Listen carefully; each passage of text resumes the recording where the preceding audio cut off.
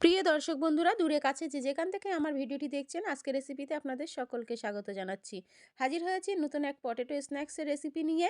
আজকের আমি তৈরি করে দেখাবো পটেটো বাইটস। এটা কিন্তু তৈরি করা খুবই সহজ, একদম চটজলদি তৈরি করে নেওয়া যায়, খেতে লাগে দারুণ মজার এবং এটা খুবই মুচমুচে খেতে হয়। যারা চটজলদি সহজ রেসিপি তৈরি করতে পছন্দ করেন, আজকের রেসিপি তাদের জন্য।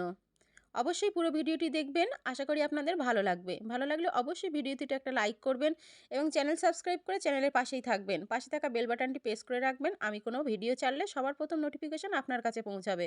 তাহলে চলুন তৈরি করে নেওয়া যাক আজকের রেসিপি। প্রথমেই আমি এখানে দুটো বড় সাইজের আলু ছোট টুকরো করে সিদ্ধ করে নিয়েছি। এখন গরম থাকা অবস্থায় আলুগুলোকে ম্যাশ করে নিতে হবে। আপনারা চাইলে গ্রেটার দিয়েও গ্রেট করে নিতে পারেন। এখানে অবশ্যই খেয়াল রাখতে হবে আলুর ভিতরে যেন কোনো গোটা অংশ না থেকে যায়। আলুগুলোকে খুব ভালোভাবে কিন্তু আমাদের ম্যাশ করে নিতে হবে। তারপর এখানে দিয়ে দেবো স্বাদ মতো লবণ, আর দিয়ে দেবো হাফ চামচ লঙ্কা গুঁড়ো। অবশ্যই লঙ্কাটা নিজেদের স্বাদ মতন ব্যবহার করবেন। দিয়ে দেবো হাফ চামচ ভাজা জিরের গুঁড়ো, আর এখানে দিতে হবে কর্নফ্লাওয়ার। আমি এখানে হাফ কাপ মতো কর্নফ্লাওয়ার ব্যবহার করেছি। আপনারা চাইলে কিন্তু এখানে কর্নফ্লাওয়ারের পরিবর্তে চালের গুঁড়ো ব্যবহার করতে পারেন, তাতে কিন্তু কোনো রকমের অসুবিধা হবে না। তারপর খুব ভালোভাবে আমি একটা স্প্যাচুলার সাহায্যে এভাবে মিশিয়ে নিচ্ছি।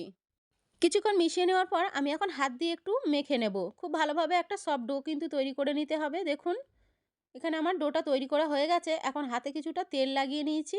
তারপর অল্প অল্প এখান থেকে এই ডোটা থেকে নেব, নিয়ে কিন্তু আমি লম্বা লম্বা আকারে তৈরি করে নেব। আশা করি দেখলেই কিন্তু কাজটা বুঝতে পারবেন, এটা কিন্তু খুবই সহজ তৈরি করা। এভাবে একটা চপিং বোর্ডের উপরে নিয়েও কিন্তু আপনারা তৈরি করে নিতে পারেন। দেখুন, আমি অনেকগুলো কিন্তু এভাবে তৈরি করে নিচ্ছি। তারপর এটা কেটে নিলে কিন্তু হয়ে যাবে। এটা কিন্তু কম সময়ের মধ্যে খুবই চটজলদি এটা তৈরি হয়ে যায়, খেতে অসাধারণ লাগে। অবশ্যই বাড়িতে একবার ট্রাই করবেন। তারপর একটা ছুরির সাহায্যে কিন্তু এভাবে কেটে নিতে হবে। আমি এভাবে ছোট ছোট করে কেটে নিচ্ছি। এটা কিন্তু একদম কম সময়ের মধ্যে, বিকালবেলা যদি কোনো রকমের নাস্তা তৈরি করতে ইচ্ছা না করে, তাহলে কিন্তু আপনারা এটা তৈরি করে নিতে পারেন। এটা কিন্তু ছোট থেকে বড় সবাই পছন্দ করবে। আমি এভাবে ছোট ছোট করে কেটে নিয়েছি। এখন বাকিগুলোকেও সেম পদ্ধতিতে কেটে নিয়েছি। একটা পাত্রে তুলে নিলাম। এখন ভেজে নেওয়ার পালা। গ্যাসে একটা ফ্রাই প্যান বসিয়ে নিয়ে পর্যাপ্ত পরিমাণে তেল গরম করে নিয়েছি। এখন এই স্ন্যাক্সগুলো আমি তেলে দিয়ে ভেজে নেব। অবশ্যই গ্যাসের ফ্লেমটা মিডিয়াম আঁচে রাখবেন। এটা কিন্তু খুব বেশি সময় লাগে না, একটু লালচে করে ভেজে তুলে নিলেই কিন্তু রেডি হয়ে যাবে।